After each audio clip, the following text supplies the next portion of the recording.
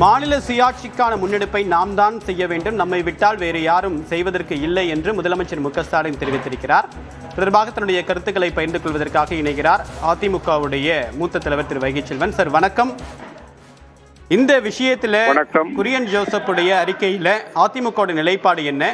நம்மை விட்டால் செய்வதற்கு யாரும் இல்லை என்று முதலமைச்சர் சொல்வதன் மூலமாக இந்த விஷயத்தில் நாம தான் லாஸ்ட் பேசின், கடைசி இடத்துல இருந்து நாம தான் அதை போராட வேண்டி இருக்கு அப்படின்றாரா? இதில் அதிமுக நிலைப்பாடு என்ன?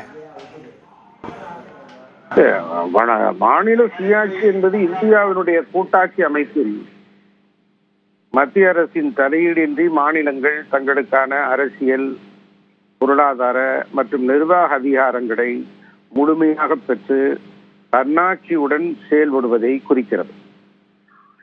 இது ஒரு ஒரு மாற்று அரசியலாகவும் பார்க்கலாம். ஆனால் ஒரு மாநில சுயாட்சி குறித்தான அரசியல், பொருளாதார, நிர்வாக அதிகாரங்களை முழுமையாக பெறுவது என்பது எமர்ஜென்சிக்கு பிறகு காங்கிரஸ் ஆட்சி ஆண்ட போது அப்போதே அதை தவறிவிட்டு விட்டோம். அப்போதே காங்கிரஸ் அது முழுமையாக மாநில உரிமைகளை தட்டி பறித்து விட்டது.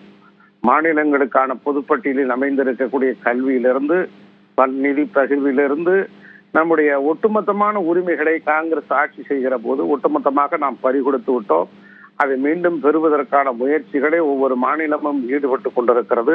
அது ஒரு பக்கம் இருந்தாலும் கூட கூட்டாட்சி தத்துவத்தினுடைய அடிப்படையில ஒவ்வொரு மாநிலமும் இந்தியாவினுடைய ஒட்டுமொத்தமாக இறையாண்மை பாதிக்காதபடி நடந்து கொள்வதுதான் ஒரு மாநிலம் சார்ந்த வளர்ச்சிக்கும் நல்லது என்பதைத்தான் அண்ணா திராவிட முன்னேற்ற கழகம் கருதுகிறது.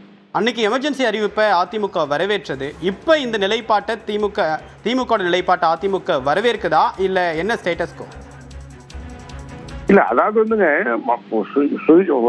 மத்திய அரசை முற்றிலுமாக புறந்தள்ளிவிட முடியாது.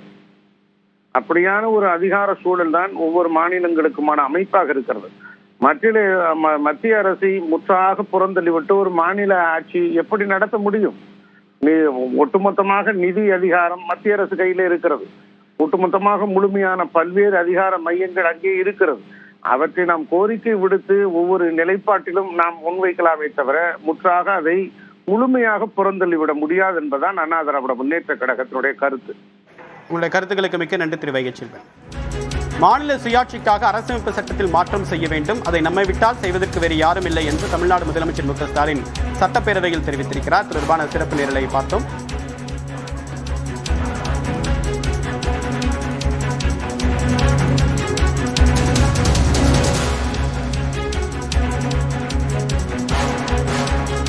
சென்னையில் போராடிய மாற்றுத்திறனாளிகள் வன்முறை தாக்குதல் நடத்தி கைது செய்யப்பட்டிருக்கிறார்கள் என எடப்பாடி பழனிசாமி தெரிவித்திருக்கிறார்.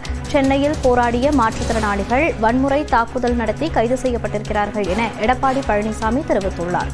திமுகவின் கூட்டணியான மார்க்சிஸ்ட் மூத்த தலைவர் பாலகிருஷ்ணன் மனைவியும் இதில் படுகாயமடைந்திருப்பதாக எதிர்க்கட்சித் தலைவர் எடப்பாடி பழனிசாமி தெரிவித்துள்ளார்.